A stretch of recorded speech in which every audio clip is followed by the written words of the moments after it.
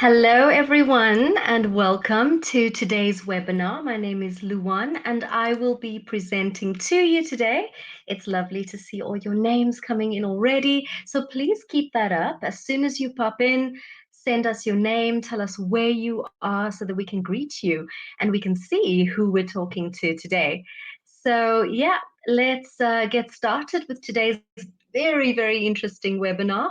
But as mentioned, type your name, type your location in the chat function, and we'll greet you in a second. All right. So while we wait for all those names to come in, as mentioned earlier, my name is Luan, and I'll be presenting to you today. I'm from Cape Town, South Africa. I see some of you writing that it's hot and beautiful where you are. Same. It's absolutely gorgeous here today. So I have been a teacher for over 13 years, and as I know some of you already know, I've been teaching people from all around the world, all walks of life, different ages, different levels. I'm also a teacher and tutor trainer for the TEFL Academy and an English teacher and Cambridge examiner. So always busy, but never ever bored. And in this industry, there's always something amazing and something new happening. So in today's webinar, just remember that we'll be discussing a very, very particular topic. And then also, you will be able to ask questions based on that topic. Questions only pertaining to today's topic will be dealt with. But if you have questions outside of the topic today, of course, as usual, we urge you to send them to tutor support in the form of a ticket, where of course we will try to be of assistance to you. All right, so let's see who we've got with us today. Oh, the list is endless. But we've got Carol from Jamaica, hot and sunny, same. And then we also have Nori, hello to you. Nikki, hi. Terry is here, Asha is here, Victor is here. And then we have Vera here too. Alex from France, Alicia. Let's see, and Vera has told us she's from Germany, amazing. And then we've got Harmony from Nashville, Roberta from Italy. Hello, Roberta. Or Roberta, should I say. And we have Kirsten from rainy England. I'm so sorry, Kirsten. Yeah, Victor from where's that? North Wales. Nasi from the UK, hello. Diane from South Africa, a big welcome to you. Mike from Iran, Valentina from the UK, in the UK, but from Italy. And Erin is from South Africa too. And then we've got Ishtiak, and Ishtiak is also from South Africa. Nice to meet you too. We have, I think it's Varga from Hungary. Hello, Mark from London. Sandra from Estonia, Charlene from Jamaica, and then we also have Hanley, and Hanley is from Panama. Wow, all corners here today, and that is fantastic. All right. Thank you, Roberta, for for complimenting my Italian pronunciation there. All right, so let's get started with today's webinar. As mentioned, it's a great webinar. It's an interesting one.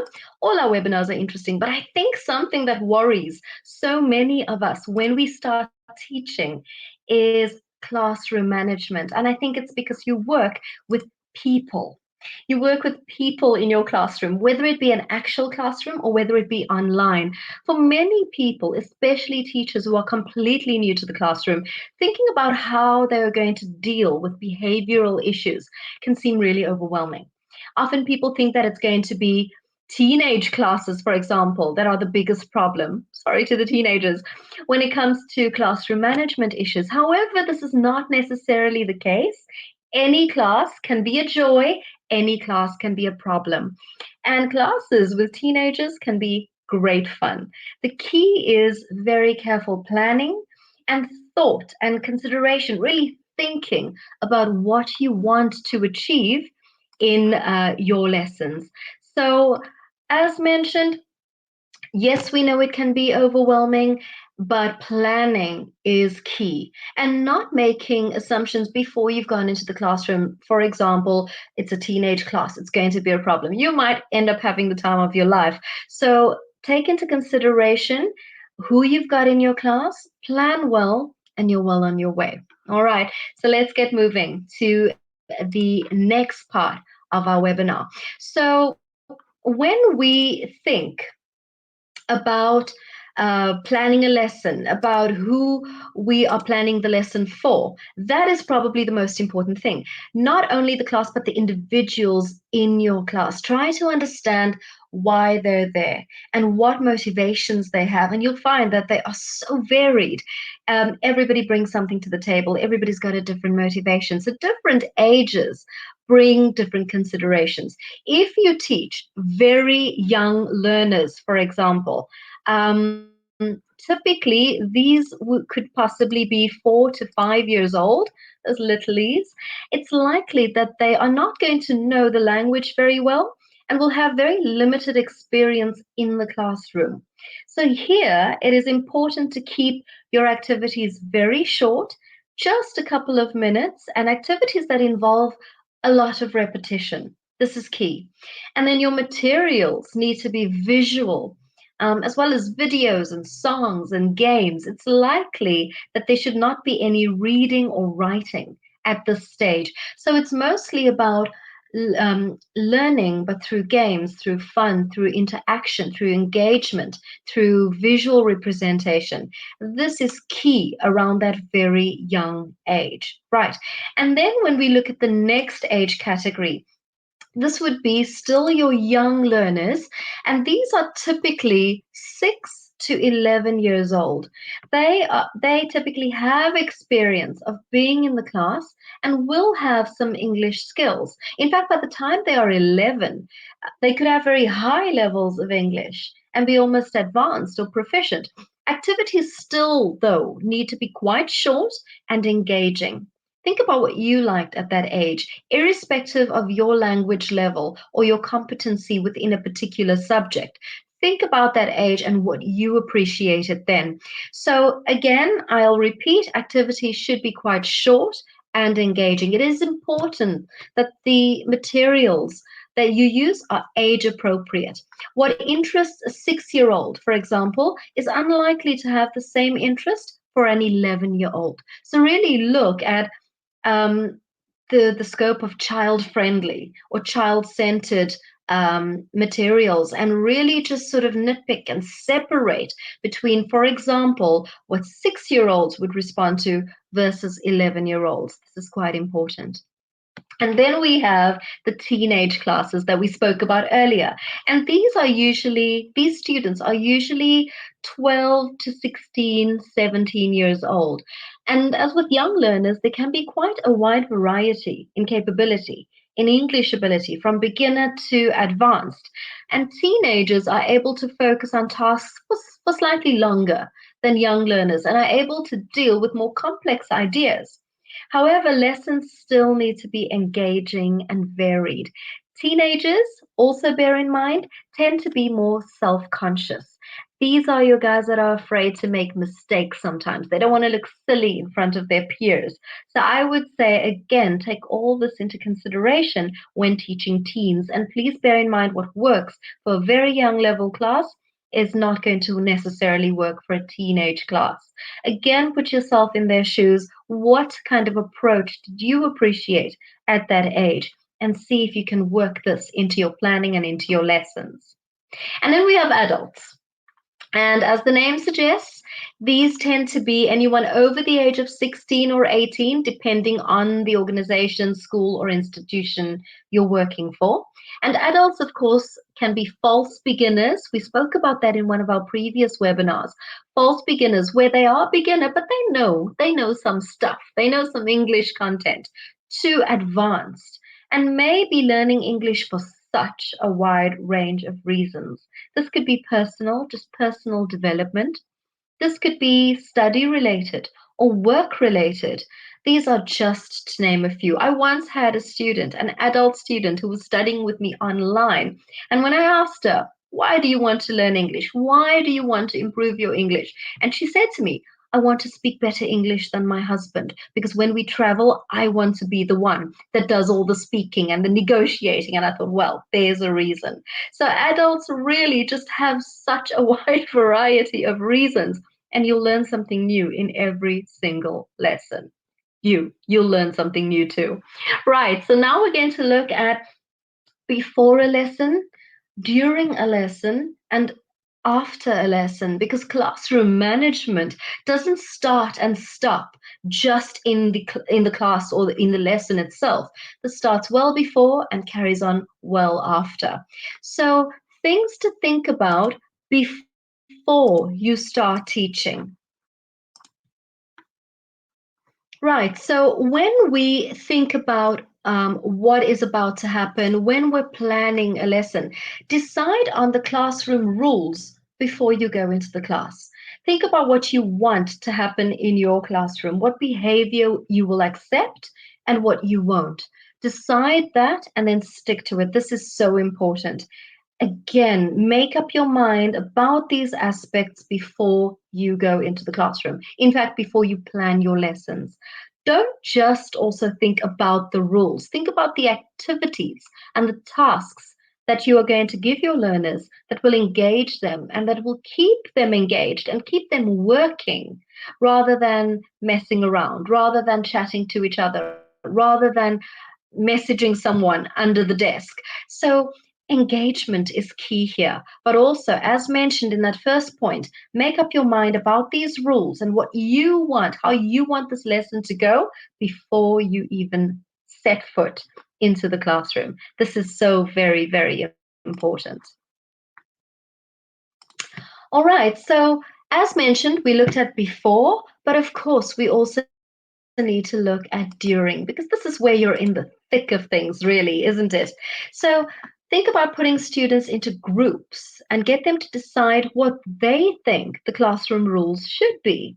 Bring the class back together, elicit these rules from them, put the rules that you want on the board on a large sheet of paper, and students can copy the rules into their books or sign a paper to say that they agree. And think about rules that would make everybody feel safe, feel heard, and feel respected in the classroom.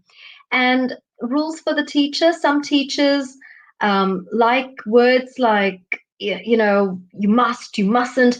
Bear in mind that these rules need to be student friendly, they need to be teacher friendly. So keep your language positive in these rules so that students feel like they're part of the process, they're part of the learning environment. So I'm actually going to show you an example of a classroom contract. And remember, I said to you earlier, some teachers like the whole don't and do, but actually, you can keep the language quite gentle. You can keep it quite positive.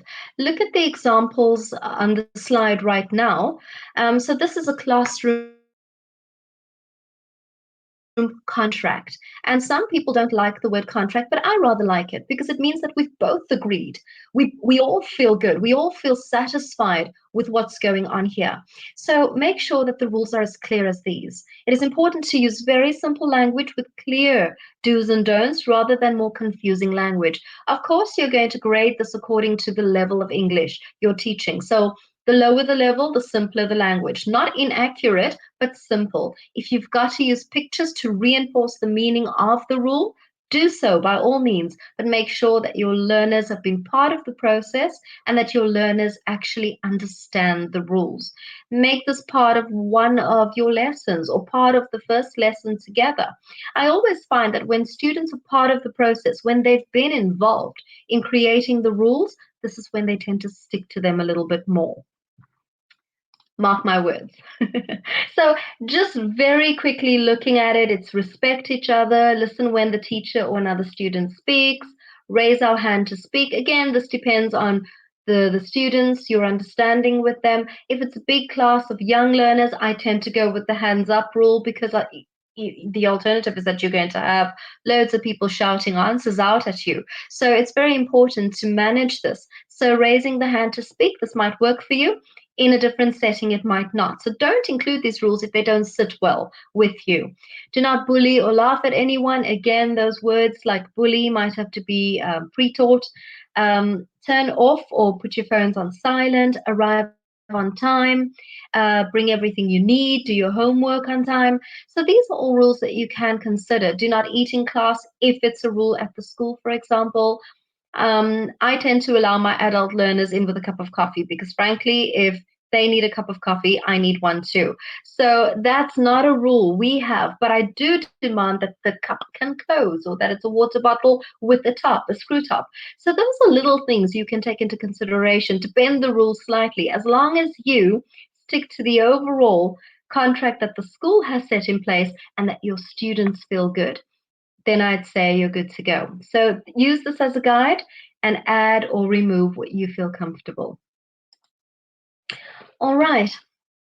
So we looked at before, now we're looking at during the lesson. So when you are in class, in the thick of things, a key word, consistency. Be consistent. Your students, especially teenagers, will really understand what's going on and how they feel and how you feel if they feel that you are being fair.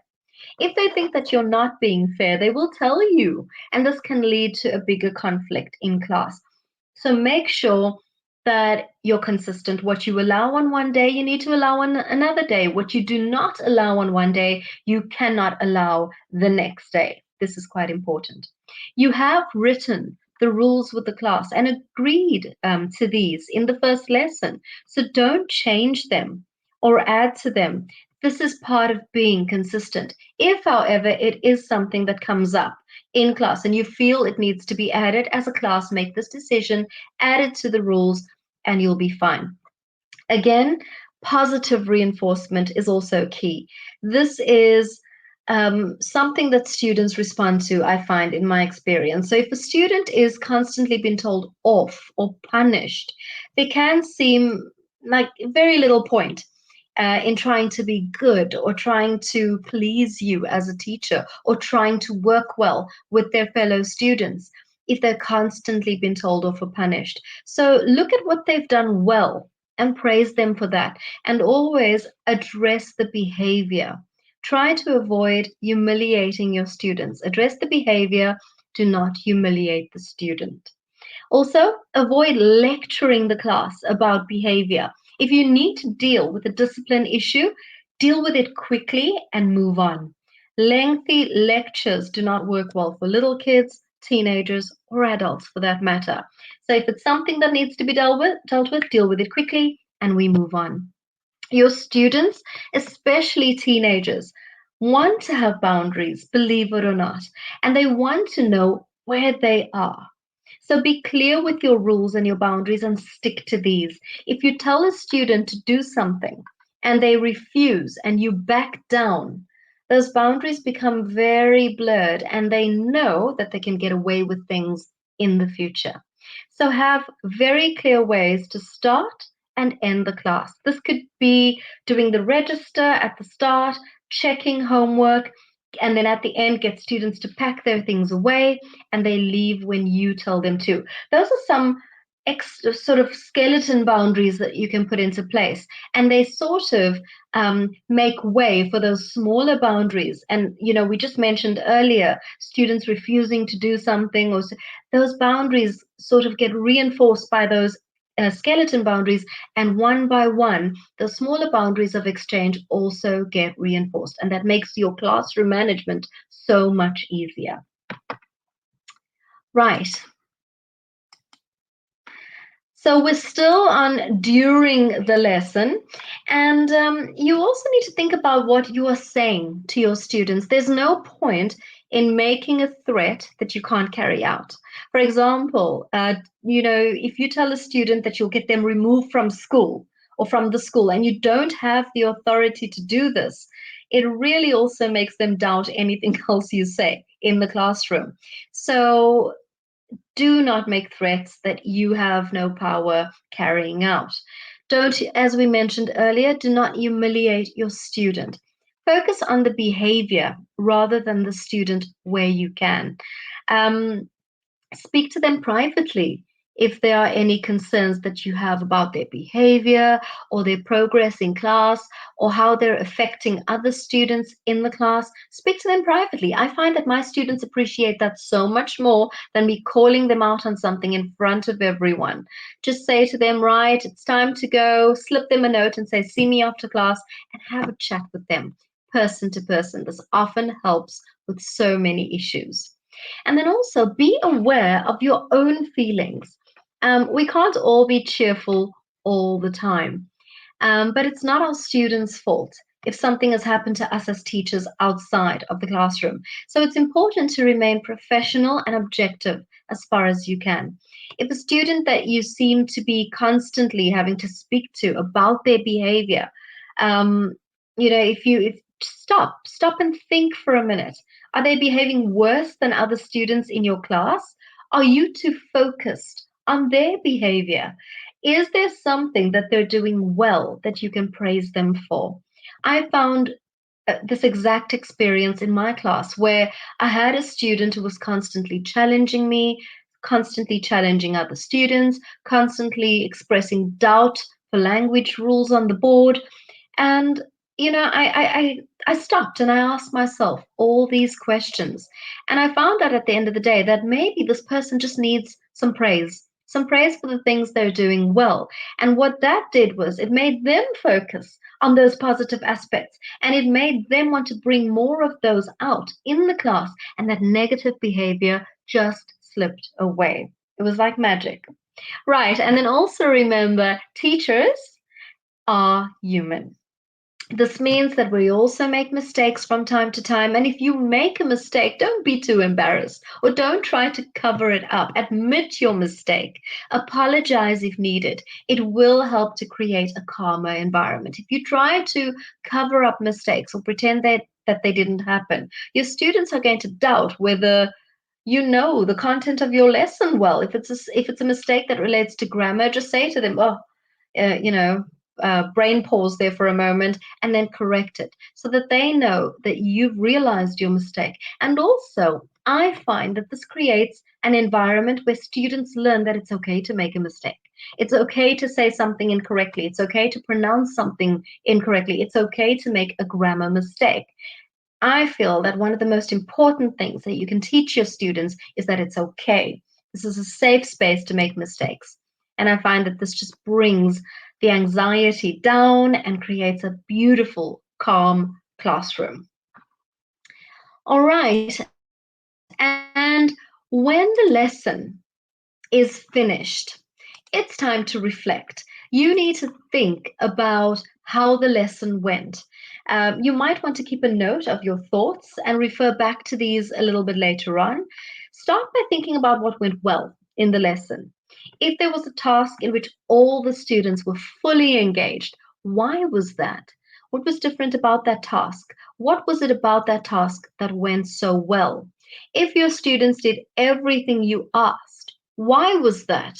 If they understood your instructions perfectly and didn't come back to you 2, 3 minutes later asking you what to do, why was that? What did you do differently?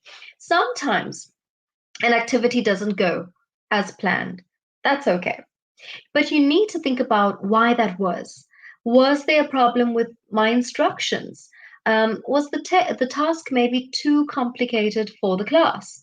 Was the task maybe not age appropriate for the class? Was there something that was outside of your control? The weather, something in another class, noise coming from another class. So think about the issues you had with the class or individual students. Why were those issues there? Were they unusual for that class or for that student? Or were they just having an off day? And then also, how did you deal with any of these issues? And what could you have done differently? Because remember, as teachers, we get that do over. We get the next day where we can implement different ideas and we can build on our reflection and we can fix and we can correct. So it is very important to sit down and not just think, oh, that bombed, or oh, that class was terrible, or oh, that activity didn't work out how I planned. Don't stop there. Ask yourself why, ask yourself what happened, and what can I do to fix it the next time. This is so very important. Right. So we're still talking about reflecting. We're talking about what we can do better the next time. So rather than simply blaming a bad class or bad students, which is not always easy, start by thinking about your own actions. Remember that you are the adult, or you are the leading adult in the classroom. And you have to demonstrate the kind of behavior you're expecting from your students. So think about the activities and the tasks for that lesson. What would you do differently next time? Think about your behavior and your reaction to students. How could you be different next time? What would be better next time? And then also little things like don't shout, keep your cool, maintain control of yourself and also of your students. This for me is so important because, as mentioned earlier, we're human. And students really, some of them do push the envelope. They do push and they do really stretch and your boundaries. So it is quite important to keep your cool. I say this now, I haven't always kept my cool. I haven't always behaved super professionally. I've also lost it on occasion. But it's important to breathe, ask yourself, why did I get to that point? And more importantly, what can I do differently next time to avoid that? Very important. Right. And then also a few tips just going forward. The most important thing to remember is not to be afraid to talk about any issues that you have with other teachers. You might feel that you're the only person to have these problems, but I will tell you very often by talking to other teachers, you'll see that other teachers have had or are having similar issues to what you're experiencing. And these teachers are sometimes maybe more experienced than you or better at handling certain situations, and they might be able to offer you solutions that have worked for them in the past.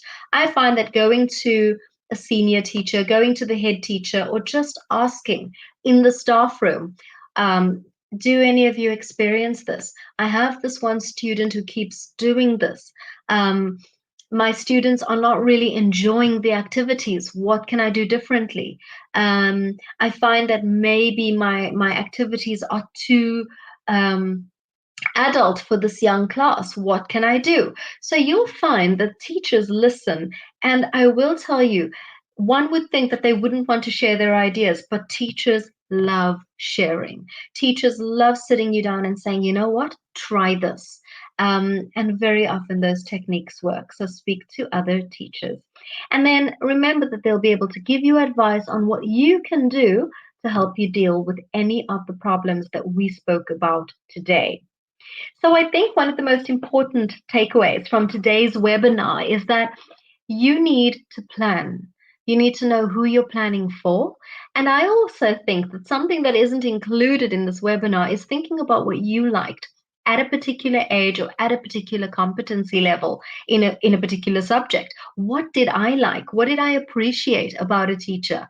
What really worked in one of my lessons that I had? Or what didn't work? How did we respond to that as students? And then also bring those experiences in when planning those lessons. And then also classroom contract. Draw up the classroom contract with your students, make them part of the process. What I like to do is I break them into different groups, groups of 4, groups of 3, depending on the size of your class. And I have them each come up with a set of rules that they feel would make them feel safe, heard, motivated, encouraged, and also disciplined. And then I take those home. I take them home and I make sure to pick at least a few from each group.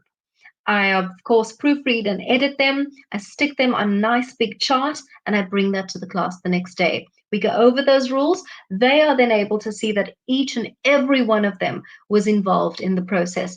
And what this does is, I'll give you an example. When students knock on the door and you've set a time, like they cannot be more than maybe 5 minutes late or 10 minutes late, sometimes they knock and they try. Now, remember, you've told them if you're more than 10 minutes late or more than 15 minutes late, you cannot join the lesson. That's one of my rules I have at a language school. And I find that this works because what it does, if your students are late for a class, for example, you've got to take time away from the students that have been there from the start of the lesson. You've got to take time away from them to catch the student who is late, to catch them up and to give them an opportunity to come onto the same page as the rest of the class. And I find that this very often, particularly with adult students, this leaves them a bit disgruntled, a bit frustrated, because now we're meant to move on with the lesson, but the teacher is spending 10-15 minutes to catch up that student. So that doesn't work for me. So I have this rule: 10 minutes.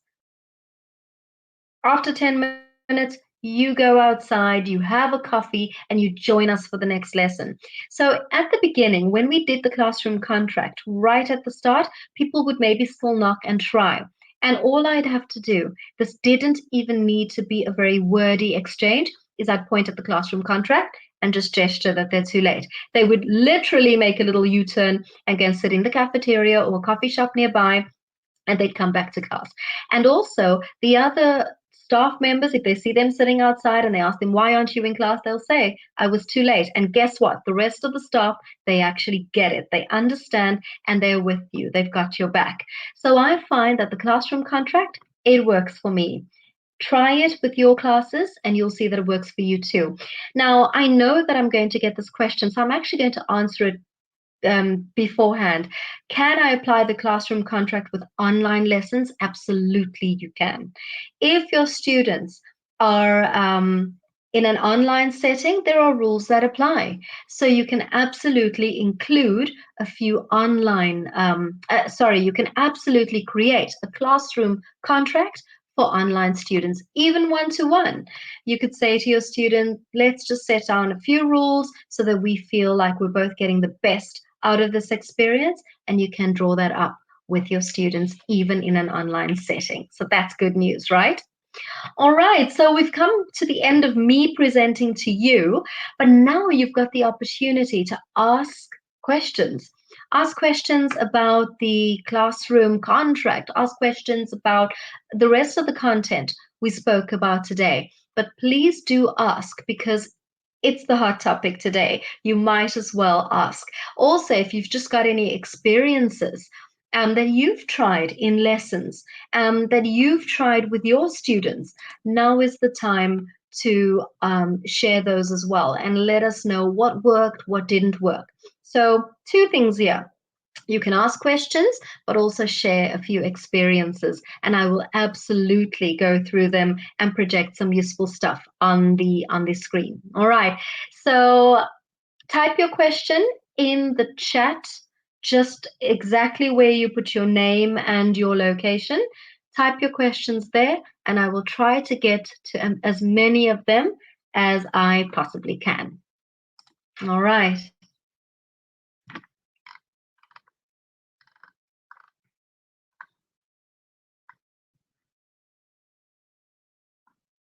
And remember that, unfortunately, I know lots of you might have questions outside of today's topic, but I will only be dealing with questions related to today's topic. This is the nature of the webinars. So if you do have questions that are more related to other topics or your course or your assignments, remember that you can ask on tutor support, and of course we're going to help you. So please send those questions to tutor support. So I've got a request. It's not really a question. It's a request from Carol. And Carol says, please give tips about how to keep your cool when frustrated with a student or the class in general. Welcome to my life, Carol. So this happens almost on a daily basis. Your students are not these perfect little angels that are just going to please you at every corner. So please be aware that it is absolutely going to occur. So, I mean, Carol, there are different levels of frustration in class, and there are different levels to which your students will try and test you and push you. So the most important thing to do, the first thing, is if they are acting out and these rules have been set beforehand, or you've already got your classroom contract and your boundaries set, you can absolutely just remind them of that. If it is persistent and that student won't stop, I would say immediately after that lesson, ask them to stay and have a chat with them. I find that that will help rather than losing your cool and shouting, because remember, If you lose your cool, if you become super frustrated, the rest of the class are going to see that too, not only the student who is driving you crazy.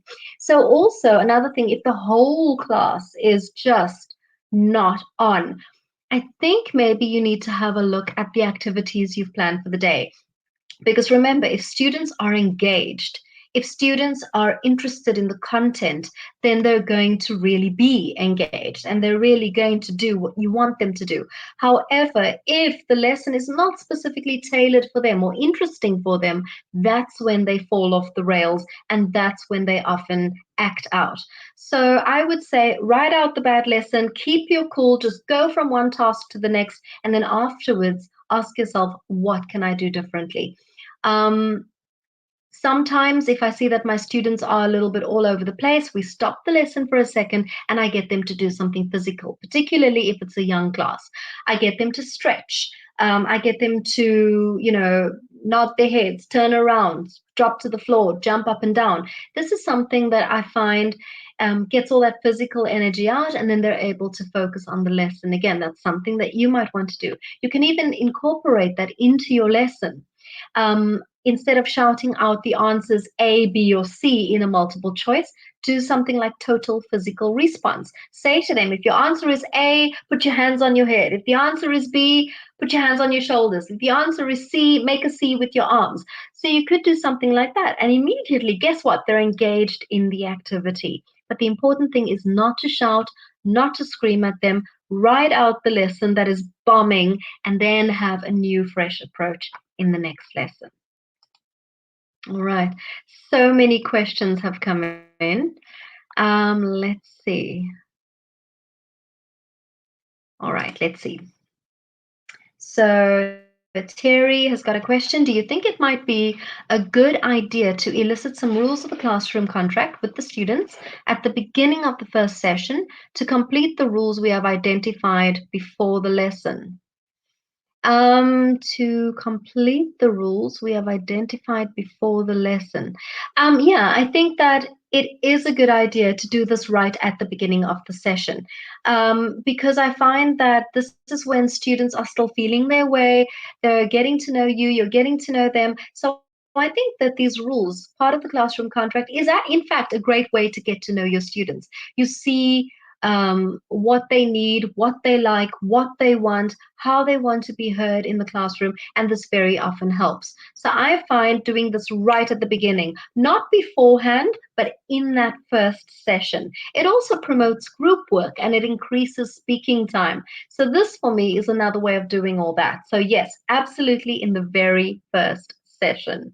And like I said, this very often gives students that chance to interact before you've even started your course. All right, so Roz has asked a question. A really disruptive pupil, at what level do you exclude? And you need to know the school rules. Okay, so I've had that before where students were just disruptive and really disrespectful. And for me, as an adult, I have my boundaries. And if they cross those and they become disrespectful, immediately I go to the head of the school and I'll say to them, right, this happened. If it's sort of gentle, minor little mishaps that are happening, I see how I can undo those myself. But if I've got students who are downright disrespectful to other students, and they bring in, discriminatory stuff and hurtful things, then I absolutely, I would speak to the academic manager or the school manager, and I would say to them, right, this happened and it can't happen again. The student needs to be dealt with. If the student is disrespectful and will not stop in that particular lesson, I would remove them too. Because remember, they're not only inconveniencing you as a teacher, but they're taking learning time away from the other students. So if they're being disruptive and there's no way of stopping them in that actual lesson, that's when you ask them to leave. Absolutely.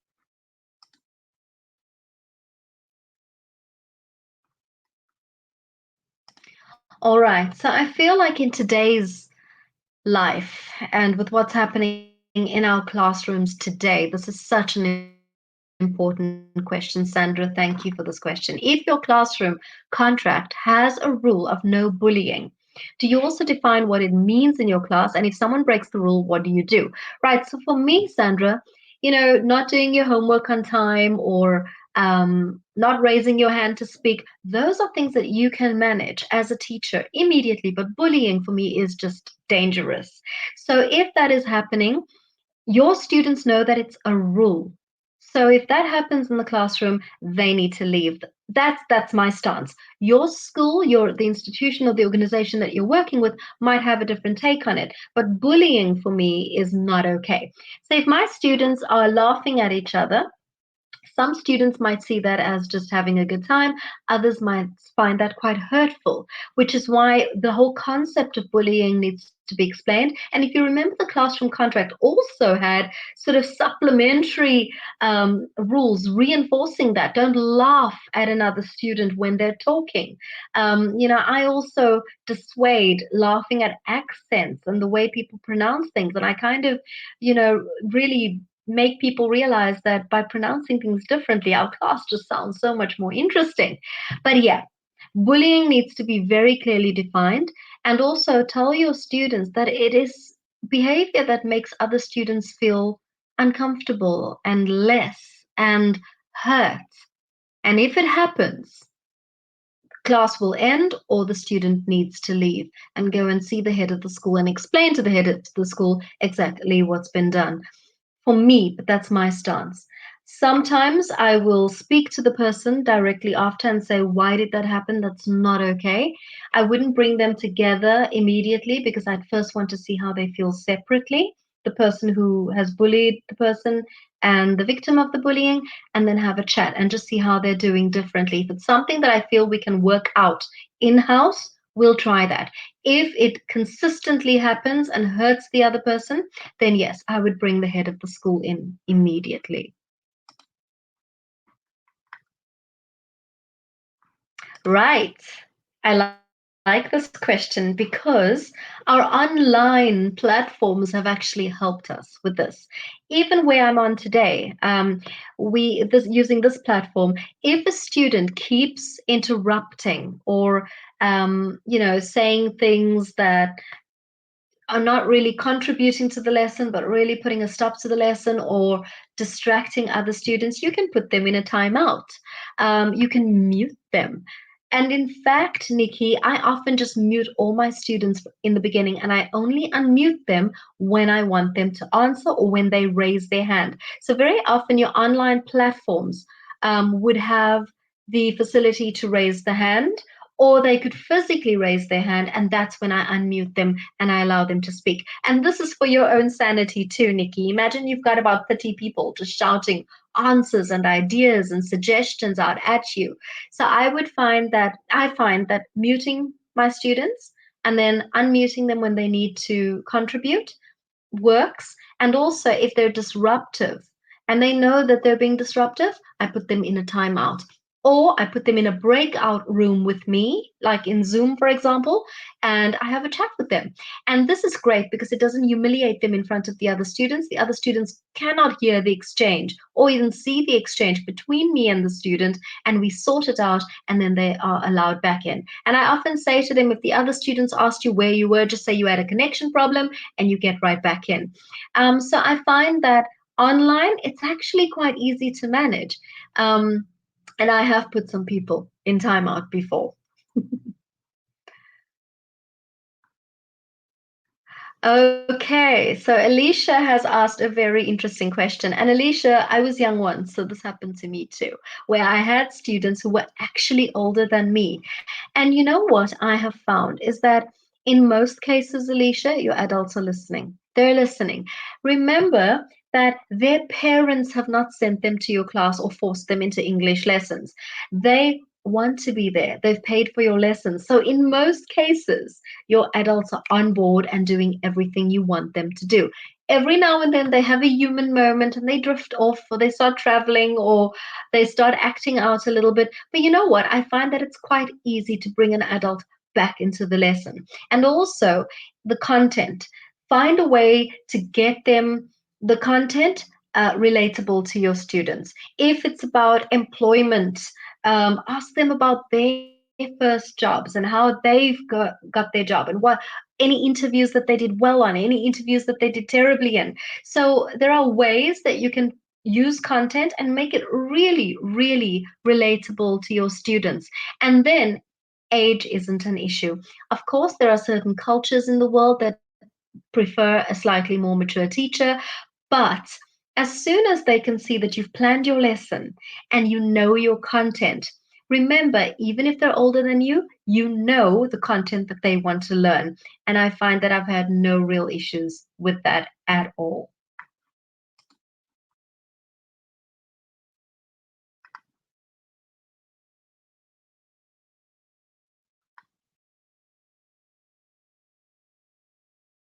Okay. So I've got a question from Roberta, and she says, I have difficulties with one of my students.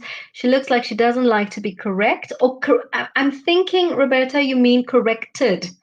Um, or do you mean she doesn't like to be correct? In other words, she doesn't like to have the right answer, or she doesn't like it when you correct her? Um, so I'm assuming it's the latter, right? So the student doesn't like to be corrected. Every time I do so, she puts on a wrinkly, upset face for a few seconds, and then she carries on like I said nothing. Yes, you're going to have those students who don't take feedback well, because remember, like I said to you, students are adults, and sorry, students are human, and as humans, there are people who take criticism well, they take error correction well, but not necessarily everyone does. But I think it's important to reiterate and to say to her, it's quite important that you get that right. So let's practice it together, or let's use it in a conversation, and then let's see how it goes. Because if you don't correct her, then the other students are going to see that you're letting mistakes go and slide, and or they're going to think that it's correct. Her mistakes are correct. So I think it's important to A, that you do correct her, particularly during accuracy exercises, and B, maybe have a chat with her and say, you know what, I've got to correct you. It's actually part of my job description to correct you and to make sure that what I teach you is accurate. And then in class, if she makes a mistake, maybe don't focus too much on her. What I tend to do is when my students make mistakes, I jot them down. I write them down in a little notebook. And we actually have an error correction session at the end of the lesson, maybe as part of a plenary. And that's when my students who are sitting there will see their mistakes on the board. I don't name and shame and say, Sylvia made this mistake or Laura made this mistake. I actually just write them on the board and I say to my class, right, these are some of the mistakes that I heard you making. Now it's time to sit with your partner and let's correct them and let's see how we can correct them. And then you can get a little cheeky and you can maybe go to that particular wrinkly face student and say, right, look at mistake number one. What did the two of you decide is the correct answer? And then see if she can correct the mistake herself. So if it helps, Roberta, maybe make error correction part of a peer exercise, but it's important that she knows that it's part of your job. You've got to correct her. All right. I hope that helps.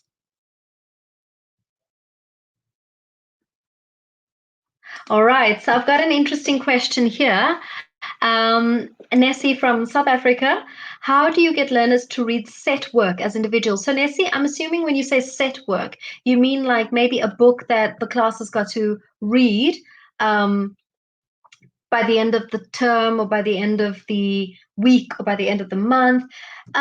So what I do is I check in regularly. I assign specific chapters that they've got to read over a shorter space of time, and we have a feedback about that so that my students know that there is a consequence here. I've got to read it because in a few days my teacher is going to check where we are, how we're doing. So not just like, okay, you're going to read it and by the end of the term, I check in with them regularly with little activities just to make sure that they're on target with their reading. And I find that some of my students actually appreciate this because it keeps them on track.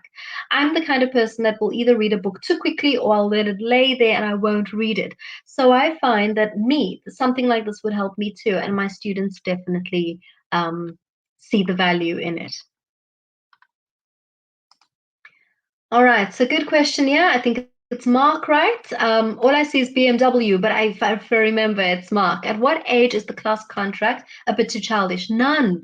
No, Mark. We have classroom contracts at our language schools where it's an adults only situation. So at most of the language schools, say in South Africa or in the UK, unless they've got a department for children, in most cases, your language schools are in fact adults only. So these classroom contracts are everywhere. And you know what? Think about it. Think about the classroom contract like a company's code of conduct. So if companies have it for working adults, then schools can have it for students too. You will just tweak and adapt the rules so that they sound, by the time they're adults, they sound like business. They're simple, they're to the point. Of course, it's not going to be bullying. It's maybe just um, you know, listen when someone else speaks. I have them. So when my students are adults, we put those rules together, or I just put them on the board and my students know where they're at. So absolutely, you would just maybe adapt, change the imagery, remove the imagery, whatever you need to do to make it more adulty. But I would say you can absolutely use it right through until it's time for them to leave.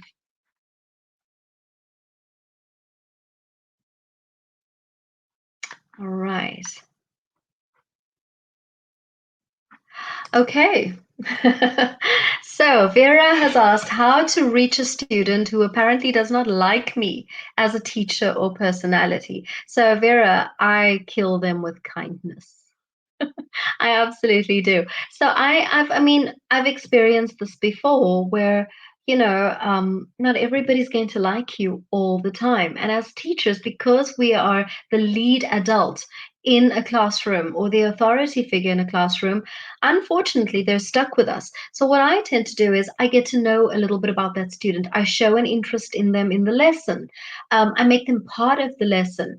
When it's a matter of content, I do a little bit of a needs analysis, and my students give topics that they're interested in. And I wouldn't maybe do theirs first because that just looks a bit too obvious, but I would absolutely address a topic that they're interested in and incorporate and ask them questions about themselves. And I find that that very often breaks the icy exterior. I've had it in the past, and so many of my colleagues and peers have had it too.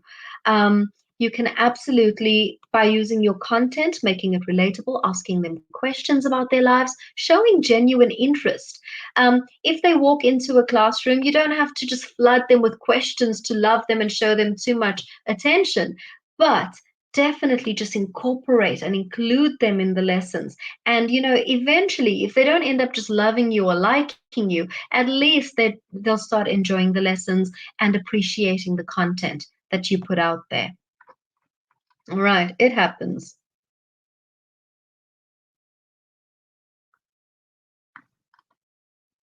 All right, so please remember that I'm only going to answer questions about classroom management. If you have any questions that are related to topics outside of today's webinar, of course, you can ask them on tutor support, where we will absolutely give you all the details and answers that you need. All right.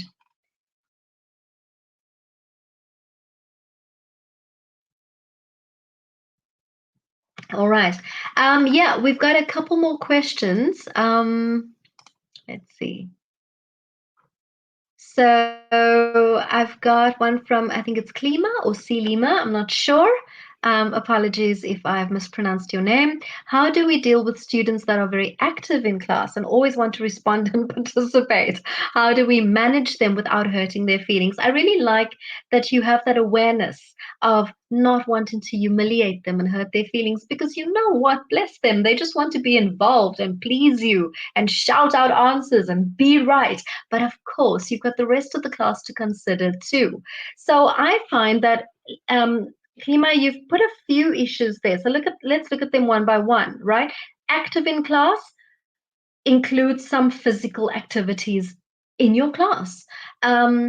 Give them, that active person, give them little tasks to do. If they've got to hand out worksheets, give it to them. If they've got to come and clean the whiteboard or make sure that everybody's got a marker, let them do it. But then also your activities. I gave an example earlier of total physical response. Instead of having them shout out, very often as teachers, we give our students multiple choice activities where the answer is either A, B, or C, right? Instead of having them shout out A or B or C, have them acted out in some way, but you've got to specify what the actions are. If it's A, jump up and down. If it's B, slither like a snake. If it's C, put your hands on your head and have them participate in an active way. This absolutely helps because a lot of students are, what's that word?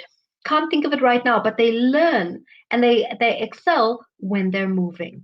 So I think it's important to kinesthetic, that's it, kinesthetic learners include lots of physical activity for those students. And if you can't, because they may be slightly older, make sure that they're the ones that you give the little physical chores to keep them busy and to keep them moving.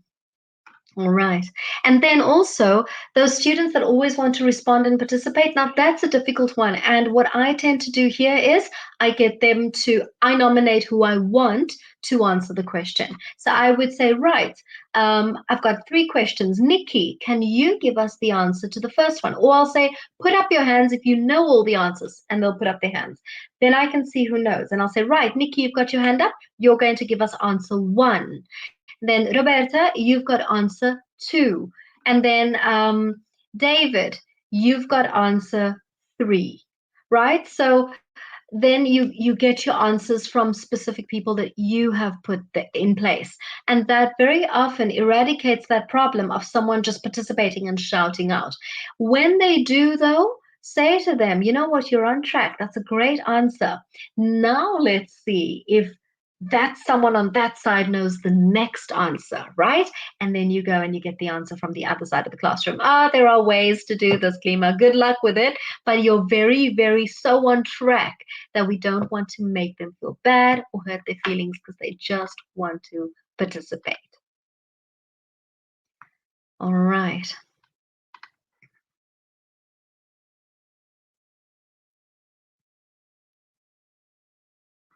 Okay, so Nikki, I'm going to make this the last question that I answer because we're running out of time. But I find that a lot of teachers have this problem, which is why I really want to address it. So Nikki says, I had an interesting conversation with a potential student who told me that they don't like to listen or read and prefer only to speak as they consider the former boring. This is a challenge for me. So Nikki, there are reading activities that incorporate speaking, incorporate sharing, note taking. And an example of this would be a jigsaw reading, right? So if it's a one-on-one, okay, this is a little bit difficult, but don't just let them read something. Give them the text broken up and say to them, right, now we're going to see if we can put this in order, right? And then after that, you're going to tell me what you think the text is about. I'm going to share my ideas with you. That incorporates listening, that incorporates speaking. So something like a jigsaw reading is not just reading and answering questions. It incorporates other skills. Also, say to them, right, you're going to read something now, and I know you're not really all that keen, but you know what? Let's read it because after the reading, you and I are just going to have a conversation about this, and we're really going to break this down with some good speaking, some role playing, using the vocabulary. I'm going to listen to your pronunciation, but first, of course, we need content for that conversation, and for that, you're going to read it first. Also, Nikki, if they don't like lengthy readings in class, one, avoid very lengthy readings, and two, maybe send it to them before the lesson. Let them read it in their own time and come to class with their thoughts, their ideas, and so on. Those are just some ideas that you can incorporate into your lessons that just remove that whole lengthy, laborious reading task out of the equation and includes a more communicative approach to a reading exercise. I don't know if that helps. I hope so, because it really, really works for me. All right. So, yes, unfortunately, I've got to stop there. And you know what? I wish we could just go on for another hour because your questions here are so valid and so important. But I tell you what, we're going to be doing these webinars every single week. If you missed something, you can rewatch this one in a few days. But you can absolutely also send questions like you've asked that I maybe couldn't get to. You can send them to tutor support and we'll be more than happy to help you, as mentioned before. So, unfortunately, yes, I've got to stop things right now. But I'm so happy. I'm so happy that you joined our webinar today. And really, I appreciate it because your questions are so valid and so important. Um, but yeah, watch this webinar again in a few days. If you want to watch any of the other webinars, please ask us for the link on tutor support. We'll send it to you, and you can go through all those interesting topics and rewatch them as many times.